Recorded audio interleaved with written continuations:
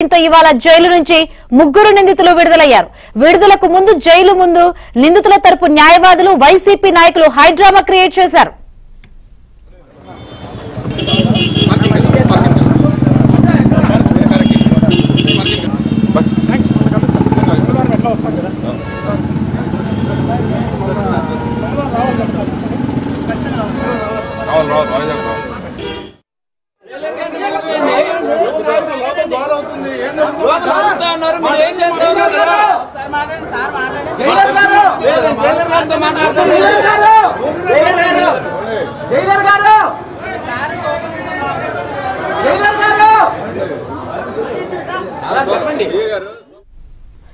Liquor scam కేసులో ముగ్గురు నిందితులకు ఏసీబీ కోర్టు ఇచ్చిన బెయిల్ ను సవాల్ చేస్తూ సిట్ అధికారులు హైకోర్టులో హౌస్ మోషన్ పిటిషన్ దాఖలు చేశారు. ఇదే విషయానికి సంబంధించి మరిన్ని వివరాలు అందించేందుకు మా ప్రతినిధి ప్రసాద్ సిద్ధంగా ఉన్నారు.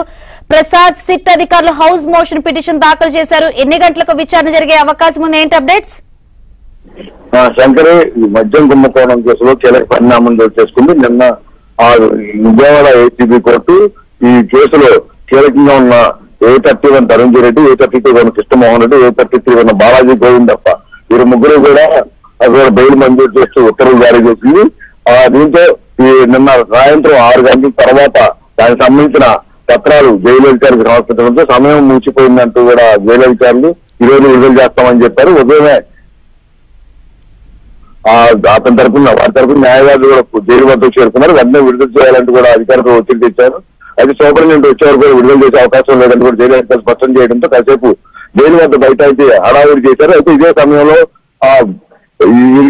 వీరికి ఇచ్చిన బెయిల్ రద్దు చేయాలంటూ హైకోర్టులో హౌస్ మోషన్ పిటిషన్ దాఖలు చేసిన సిట్ అధికారులు. దీంట్లో ఈ విచారణ స్వీకరించిన హైకోర్టు మరి కాసేపట్లోనే దీనిపై విచారణ చేపడతామని కూడా చెప్పింది.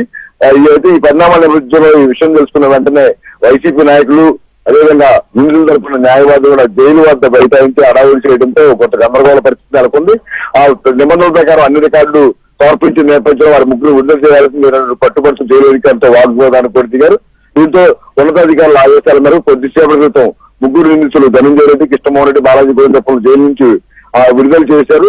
దీంతో వారి ముగ్గురు కూడా కారులో బయలుదేరి తమ నివాసాలకు వెళ్ళిపోయారు. అయితే ఇప్పుడు ఇదే అంశంపై కీలకంగా చర్చ నడుస్తా ఉంది. హైకోర్టులో హౌస్ మోషన్ పిటిషన్ దాఖలు చేసిన నేపథ్యంలో విచారణ కూడా స్వీకరించిన నేపథ్యంలో ఇప్పుడు హైకోర్టు నుంచి ఈ విచారణ పూర్తి ఎటువంటి ఉత్తర్వులు వెలువడతాయి, ఒకవేళ బెయిల్ రద్దు చేస్తే మాత్రం మొత్తం మళ్ళీ ముగ్గురు జైలుకి రావాల్సి ఉంటుంది. దీంతో ఇప్పుడు హైకోర్టు ఉత్తర్వులు ఏ విధంగా ఉండబోతున్న అంశంపై కూడా అందరూ ఆసక్తిగా ఎదురు చూస్తున్నారు. శాంకరి, అయితే ప్రసాద్ ఇప్పుడే కారులో వెళ్లిపోయారు కూడా అని చెప్తున్నారు. ఇప్పుడు ఒకవేళ స్టే ఇవ్వాలని సిట్ అధికారులు పిటిషన్ దాఖలు చేశారు. సో సిట్ అధికారులకు అనుకూలం గనక ఒకవేళ తీర్పు వస్తే ఏం జరిగే అవకాశం ఉండొచ్చు? ఇప్పుడు ఏసీబీ కోర్టు బెయిల్ మంజూరు చేసిన నేపథ్యంలో ఆ బెయిల్ ఆర్డర్ పై స్టే కనుక హైకోర్టు విధిస్తూ ఉత్తర్వులు జారీ చేస్తే ఈ ఆటోమేటిక్ గా వారి బెయిల్ రద్దు చేసినట్టు కూడా పరిగణిస్తారు. ఇప్పుడు వారి ముగ్గురు కూడా మళ్ళీ జైల్లో వెళ్ళిపోవాల్సి ఉంటుంది.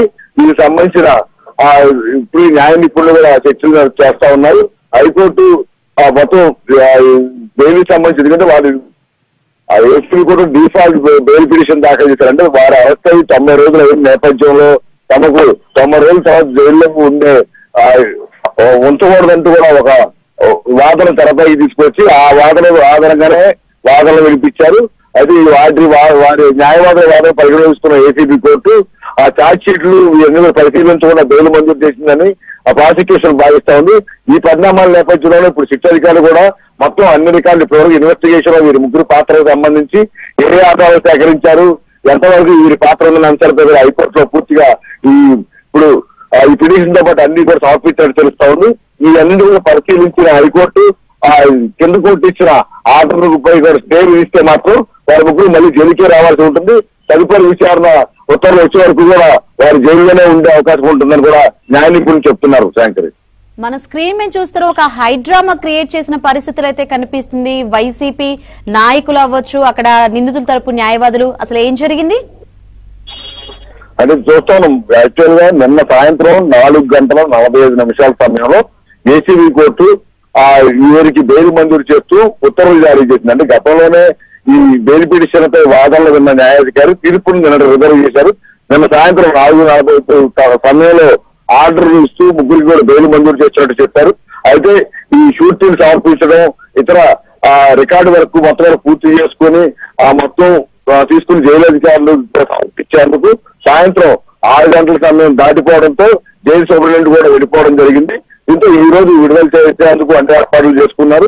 ఉదయం 7 గంటల కల్లా కూడా వైసీపీ నాయకులు అంబటి రాంబాబు, మల్లాది విష్ణు, మాజీ మంత్రి వెల్లంపల్లి శ్రీనివాసు, ఇతర మరికొంతమంది నాయకులతో పాటు వారి తరపున న్యాయవాదులు కూడా అక్కడ జైలు వద్ద చేరుకున్నారు. తమను వెంటనే అన్ని రికార్డులు ఇచ్చాము, వెంటనే విడుదల చేయాలని కూడా జైలు అధికారులతో వాగ్వాదం దిగా. అయితే సూపరింటెండెంట్ వచ్చేవారు కూడా వాటిని బయటికి పంపించే అవకాశం లేదని నిబంధనల మేరకు సూపరింటెండెంట్ సంతకం పెట్టాల్సి ఉన్న నేపథ్యంలో ఆయన వచ్చేవారు కూడా వేచి ఉండాలని కూడా న్యాయవాదులు చెప్పడం జరిగింది. ఈ సమయంలో వారు ఉద్దేశపూర్వకంగానే కావాలని ప్రభుత్వ పెద్దల ఒత్తిడితో వారి ముగ్గురిని బయటికి పంపడం లేదంటూ కూడా జైలు అధికారులతో వాగ్వాదాన్ని దిగారు. అయినప్పుడు కూడా నిబంధనల మీద తాము పనిచేస్తామని తేల్చి చెప్పిన నేపథ్యంలో జైలు గేటు బయట రోడ్డుపై బైఠాయించి న్యాయవాదులు ప్రభుత్వానికి వ్యతిరేకంగా పద్ధతి నినాదాలు చేశారు. వారి ముగ్గురిని విడుదల చేయకుండా ప్రభుత్వం కుట్రలు చేస్తుందని కూడా ఆరోపణలు చేశారు. దీంతో